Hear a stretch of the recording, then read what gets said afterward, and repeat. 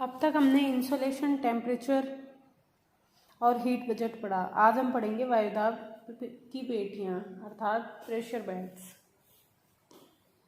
यदि पृथ्वी स्थिर होती का मतलब कि पृथ्वी अगर घूर्णन गति नहीं कर रही होती तो विषुवत रेखा के निकट निम्न वायुदाब व ध्रुवों के निकट उच्च वायुदाब की पेटियां मिलती। यानी पृथ्वी अपनी अगर सतह पर जो धुरी है उस पर स्थिर रहती है और घूर्णन गति नहीं करती तो पृथ्वी पर ध्रुवों के निकट तो क्या होता है, उच्च वायुदाब पाया जाता और भूमध्य रेखा के निकट न्यून वायुदाब पाया जाता।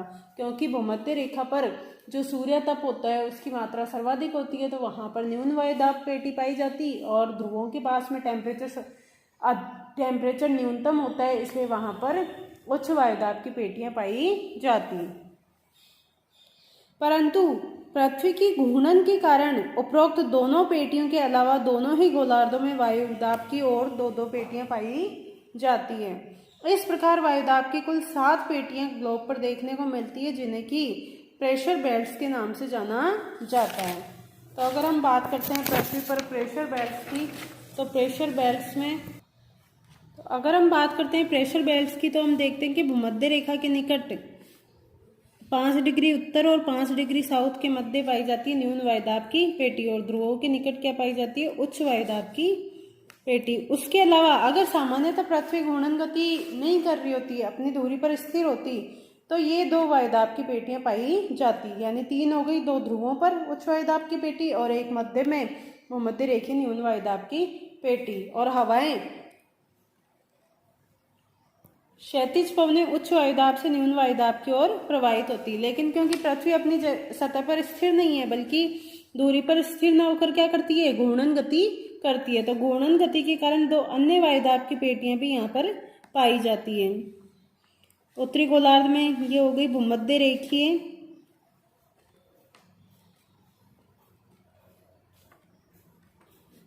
न्यून वायुदाब पेटी,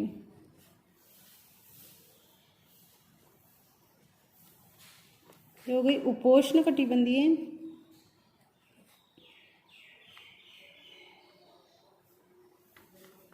उच्च वायुदाब की पेटी, हाई प्रेशर बेल्ट। यहाँ पर देखा जाए तो उपध्रुवीय सब पोलर लो प्रेशर बेल्ट, यहाँ पर polar high pressure belt.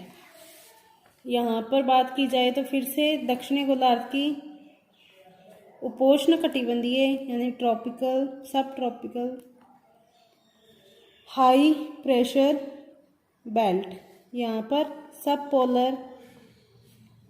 Polar low pressure belt, यहाँ पर पोलर हाई प्रेशर बेल्ट। तो इस प्रकार से अगर प्रेशर बेल्ट्स की बात की जाए तो टोटल पृथ्वी पर कितनी प्रेशर बेल्ट्स पाई जाती है। जो भूमध्य रेखीय इक्वेटोरियल लो प्रेशर बेल्ट है वो कॉमन होती है दोनों गोलार्धों में। ये इसके अलावा उपोष्ण कटिबंधीय उच्च वायुदाब पेटी, उपध्रुवीय न्यून वायुदाब पेटी और ध्रुवीय उच्च वायुदाब की पेटी। तो 1 2 3 4 5 6 7 तो टोटल कितनी 7 प्रेशर बेल्ट्स पाई जाती है। अब बात करें हम भूमध्य रेखीय न्यून वायुदाब की पेटी तो ये 5 डिग्री उत्तरी अक्षांश से 5 डिग्री दक्षिणी अक्षांश के मध्य पाई जाती है। अगर उपोष्ण कटिबंधीय उच्च वायुदाब पेटी की बात की जाए तो ये सामान्यतः 30 डिग्री से 35 डिग्री नॉर्थ और साउथ के मध्य पाई जाती है।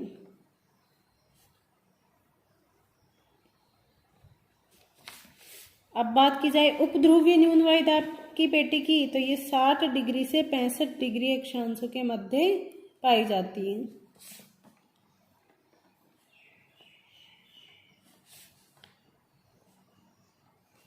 और ध्रुवों के निकट ध्रुवीय उच्च वायुदाब की पेटियां पाई जाती हैं। तो ये देखा जाए कि इन दोनों पेटियों की यानी जो पोलर बेल्ट्स है और इक्वेटोरियल न्यून वायुदाब की जो पेटी है, इन पेटियों की उत्पत्ति का मुख्य कारण क्या है, ताप है। तो इनको बोलते हैं तापजन्य पेटियां, प्रेशर बेल्ट। ठीक है, क्योंकि भूमध्य रेखा पर सूर्य तप की मात्रा सर्वाधिक होती है तो टेम्परेचर अत्यधिक होने के कारण यहाँ पर जो प्रेशर होगा, एयर प्रेशर वायुदाब होगा, वो क्या होता है, न्यूनतम पाया जाता है। क्योंकि यहाँ पर टेम्परेचर न्यूनतम होता है इन क्षेत्रों में ध्रुवीय क्षेत्रों में क्योंकि सूर्य तप की मात्रा न्यूनतम होती है, अतः यहाँ पर जो प्रेशर होगा, वायुदाब जो होगा वो सर्वाधिक पाया जाता है। तो ध्रुवीय उच्च वायुदाब की पेटियां और भूमध्य रेखीय न्यून वायुदाब की पेटी की उत्पत्ति का मुख्य कारण सूर्य तप है, इसलिए इन्हें तापजन्य पेटियों के नाम से जाना जाता है। इसके अलावा जो उपोष्ण कटिबंधीय उच्च वायुदाब की पेटी है और उपध्रुवीय न्यून वायुदाब की पेटी है, इसकी उत्पत्ति का प्रमुख कारण पृथ्वी की घूर्णन गति है। पृथ्वी की घूर्णन गति के कारण ही इन पेटियों की उत्पत्ति होती है, इसलिए इन्हें कहा जाता है गतिजन्य पेटियां।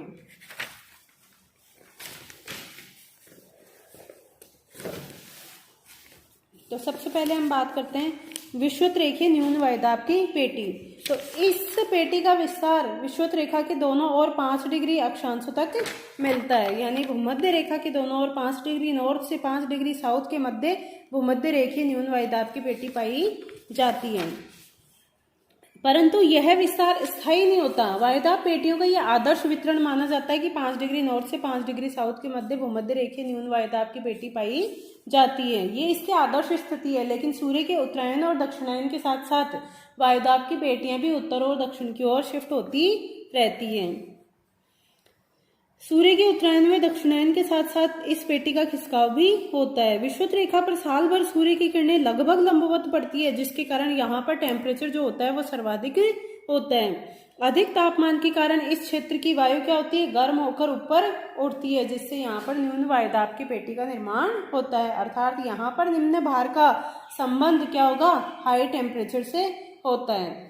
इस न्यून वायुदाब पेटी का प्रत्यक्ष संबंध तापमान से है, अतः इसे तापजन्य न्यून वायुदाब की पेटी कहा जाता है।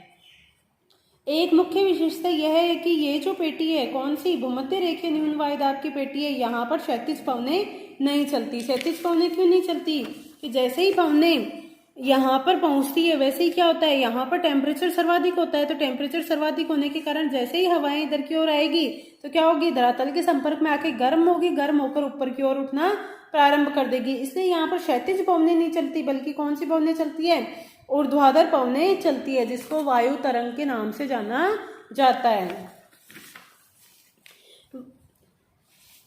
क्योंकि इस क्षेत्र में धरातलीय क्षैतिज पवन नहीं चलती, क्योंकि इस कटिबंध में आने वाली पवन इसकी सीमाओं के समीप ही पहुंचते गर्म हो जाती है और गर्म होने के कारण ऊपर की ओर उठने लगती है, जिससे यहाँ पर ऊर्ध्वाधर वायु धाराएं पाई जाती है।